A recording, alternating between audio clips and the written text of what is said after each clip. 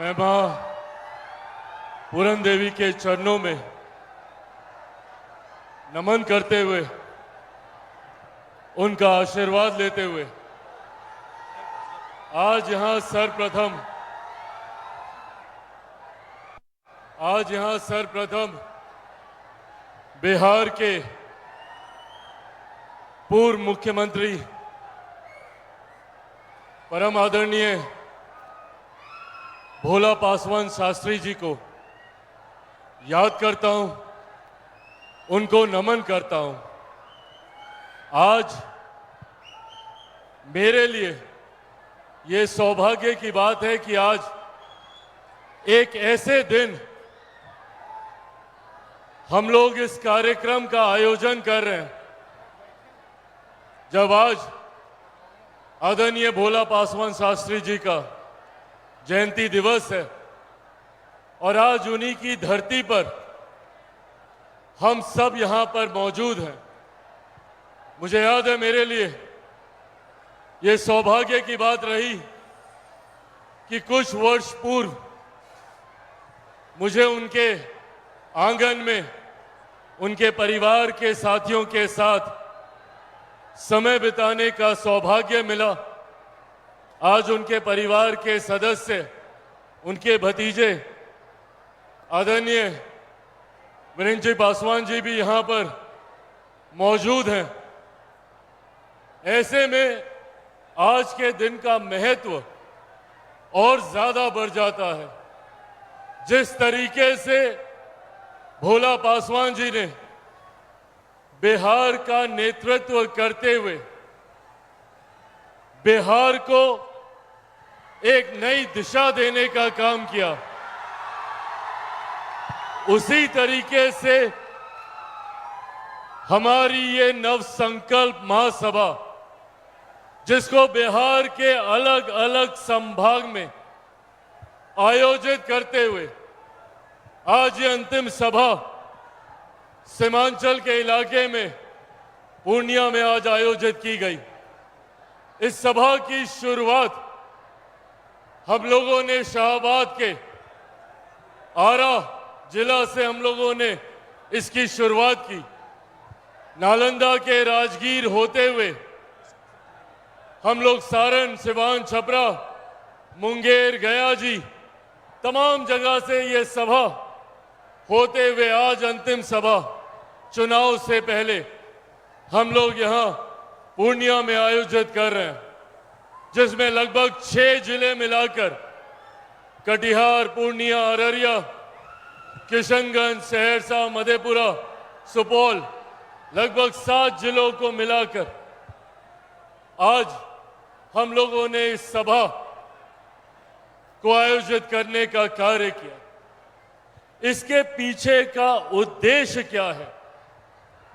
जब हम लोग नव संकल्प की बात करते हैं, क्या है ये नव संकल्प? नव संकल्प हमारे बिहार को विकसित राज्य बनाने का संकल्प है। नव संकल्प बिहारियों को अपना खोया हुआ गौरव, स्वाभिमान दिलाने का संकल्प है। नव संकल्प हमारी महिलाओं को सम्मान, बुजुर्गों को अधिकार और युवाओं को रोजगार दिलाने का संकल्प है।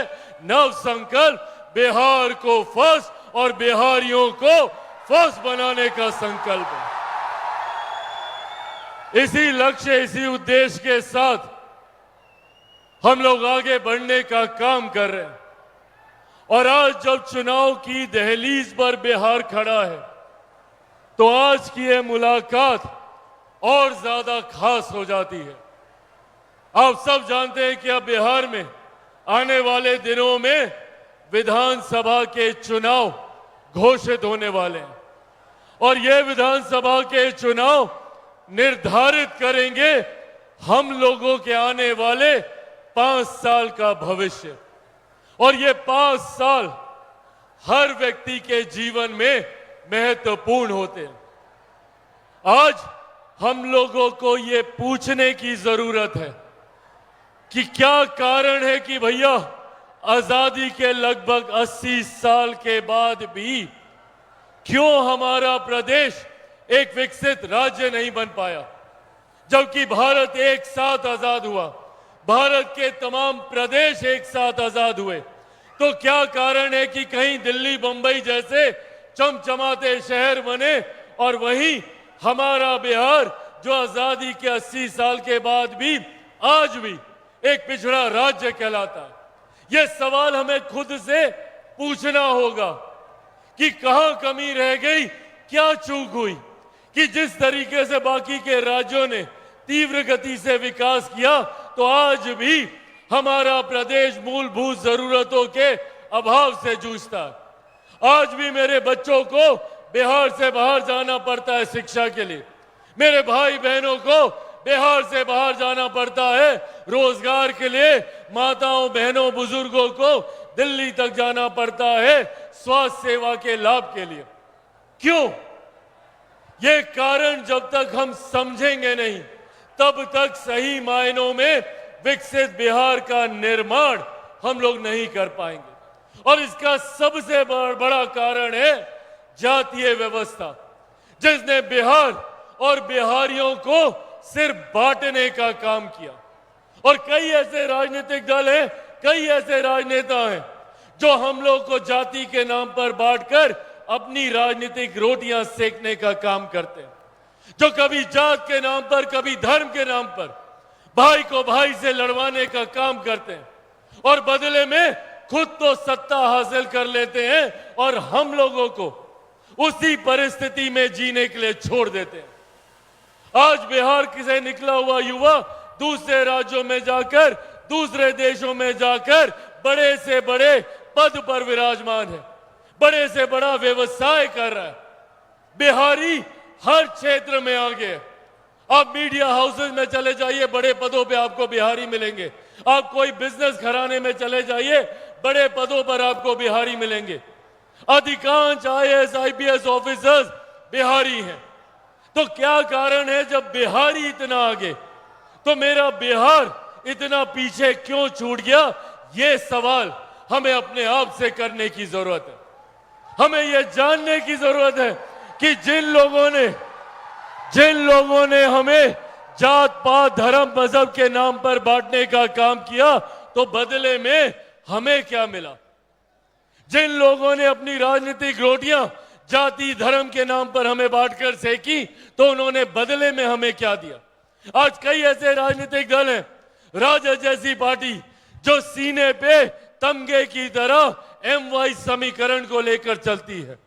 क्या है उनका ये एमवाई समीकरण?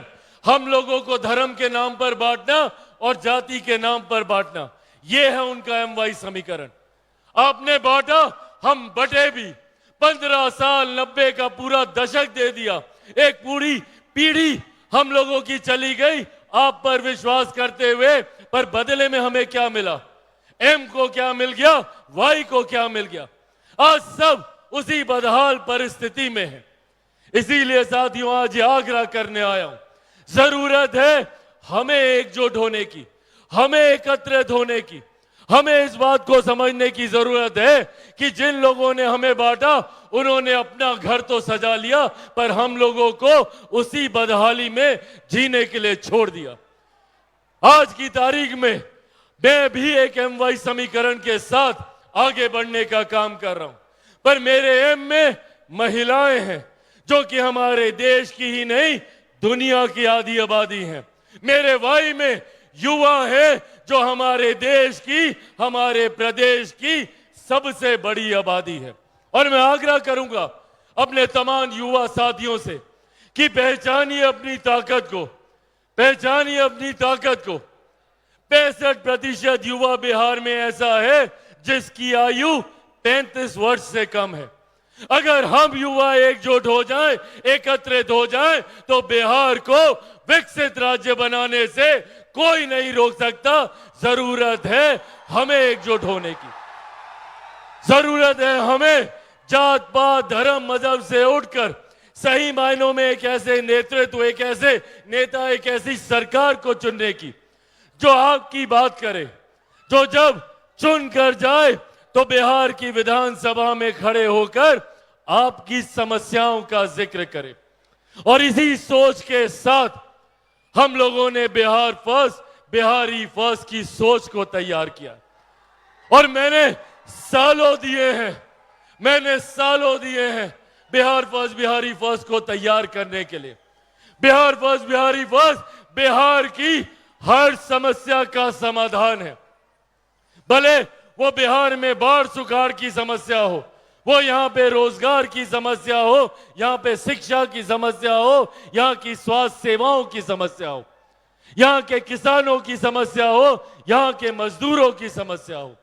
आज हम लोगों ने बिहार फर्स्ट, बिहारी फर्स्ट के माध्यम से सिर्फ समस्याओं का जिक्र नहीं, उसके समाधान पे हम लोगों ने काम करने का कार्य किया।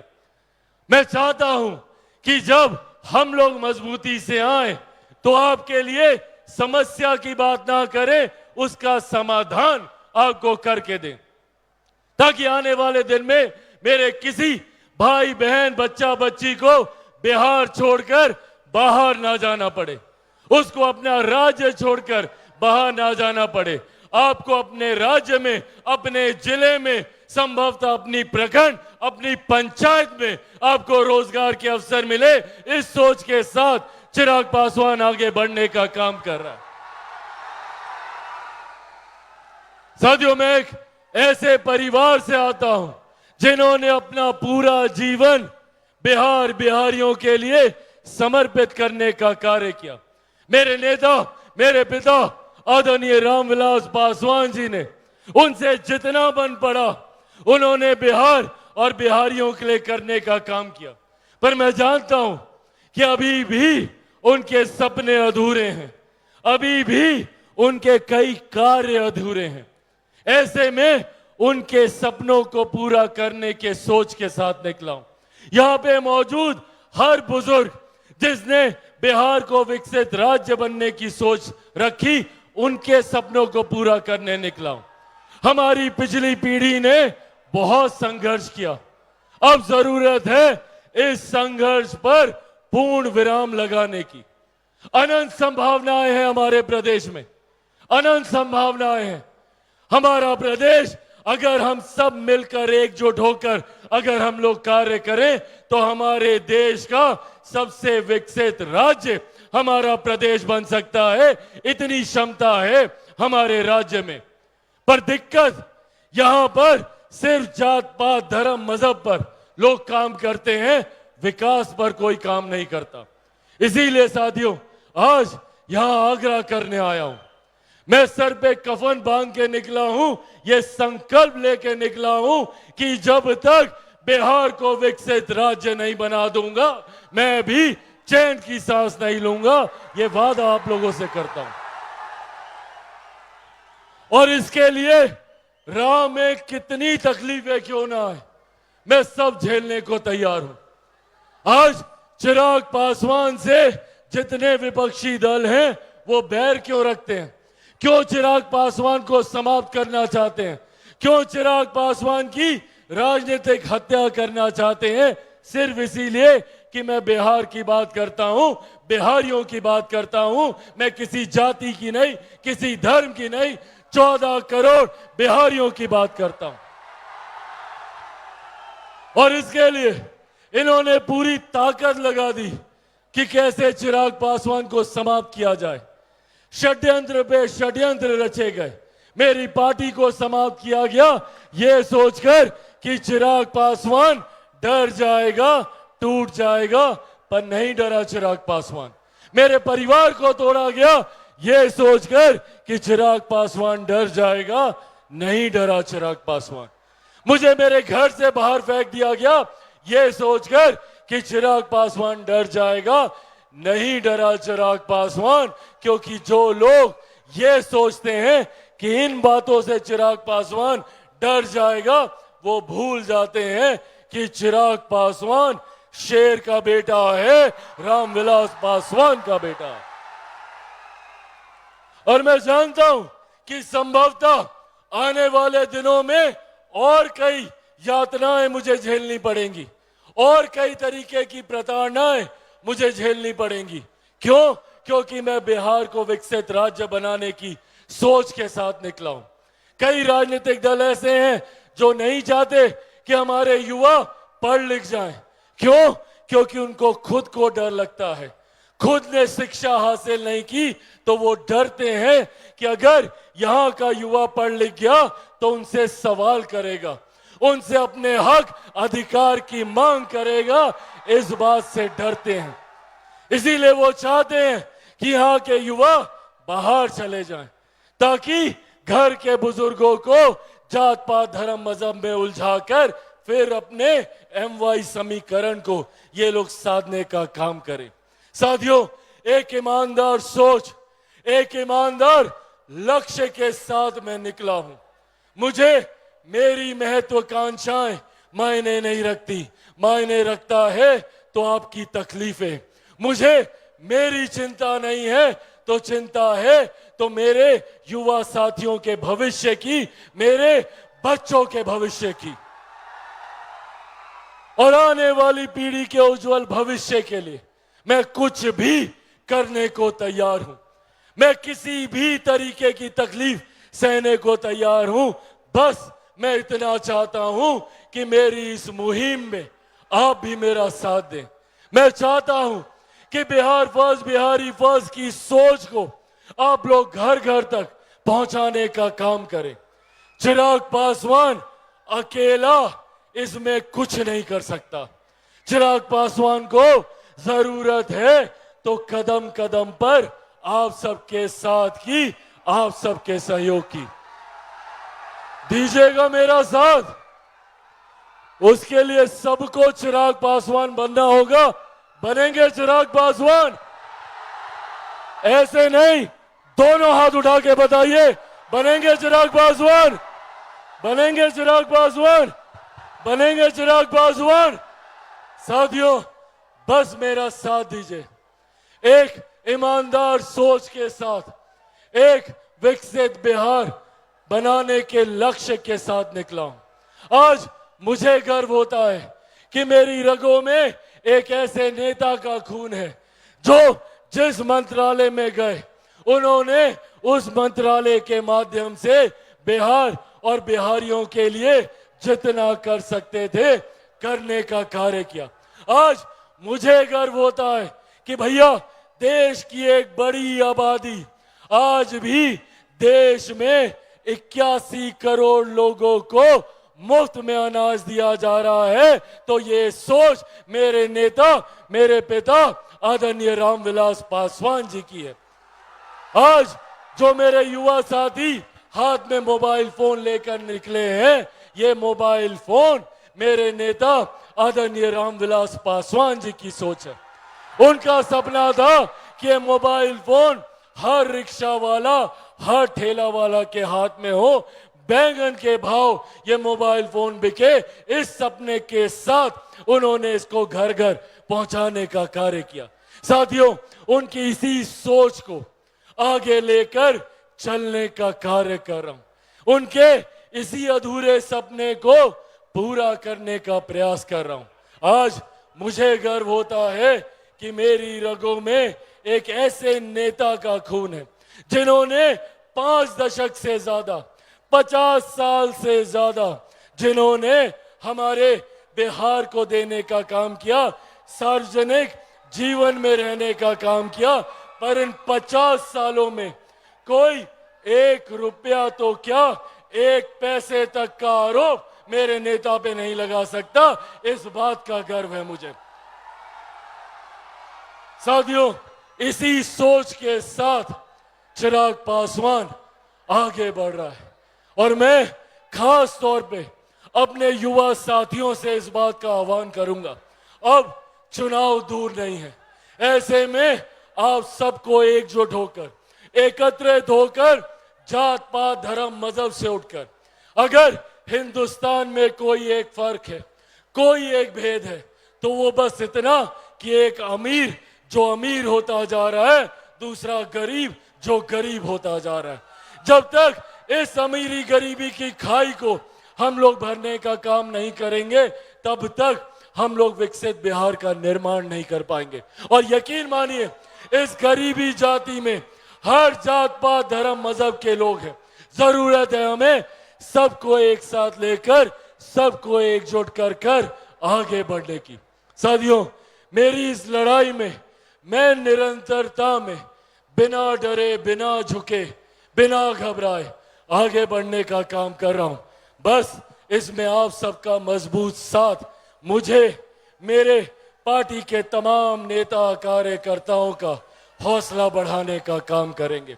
आज मुझे खुशी है इस बात की कि आज मेरे पार्टी के नेता कार्यकर्ताओं की वजह से बिहार फर्स्ट, बिहारी फर्स्ट की सोच बिहार के हर एक गांव, हर एक घर तक पहुंचने का काम कर रही है।